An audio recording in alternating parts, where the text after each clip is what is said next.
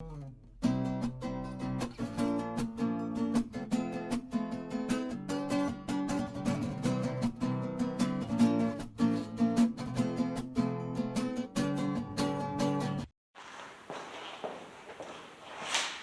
were so many coming and going that they didn't even have time to eat.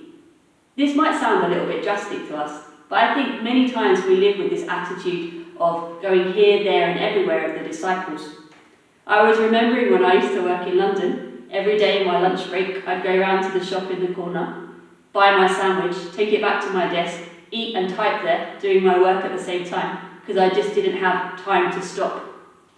When we live with this fast-paced activity, it can make us feel very stressed, and we can live being quite grumpy. I remember at that time not having a lot of patience and compassion for other people, because I always felt that I needed to just be doing.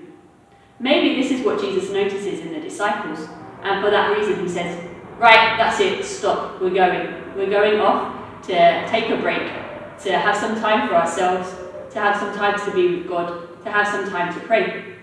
Because we need to make time to eat. We need to make time to nourish not only our bodies, but also our heart, our mind, and our soul. And Jesus is super aware of this, and he wants to make time for us to do this.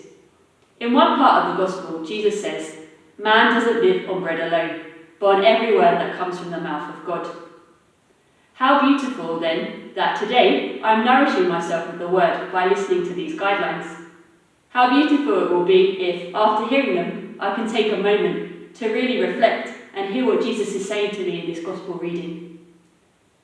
I was reflecting when I was praying that often, when I'm at my busiest and most stressed out, the thing that I cut out of my life is prayer. What a shame, because it is this that is the best nourishment for my body. It is this that will give me the strength to continue living the life that I have to live, to continue being able to integrate all of the different things that make up my day, and to live my day with joy, knowing that I am accompanied by Jesus, that Jesus is looking out for me, that Jesus is with me in all the things that I am doing. One thing that really struck me in this Gospel reading is that Jesus has to invite the disciples to go off with him. But the crowds really have this hunger to listen to his word. And it really shocked me because I was thinking, the disciples are Jesus' best friends, but they seem to have lost this hunger, this desire to talk to him, to be with him, to listen to his word. Whereas the crowds, who don't even know him, have this hunger to live from the word of God. It made me think that, actually, many times, when we are most tired and most stressed, we lose this taste for food. Sometimes we say, do you know what, I'm not even hungry anyway. When this happens to us, I think it's a good moment to stop and say, actually, now I need to eat. Maybe I don't have a lot of desire for your word, Jesus, but help me to have that desire, that hunger to listen to you. Because I know that you are the source of life, you are the source of love. You are the source of everything that I will give to the people that I spend my time with. There's a saying that we are what we eat. And not only that, we are what we eat and we give what we eat to others.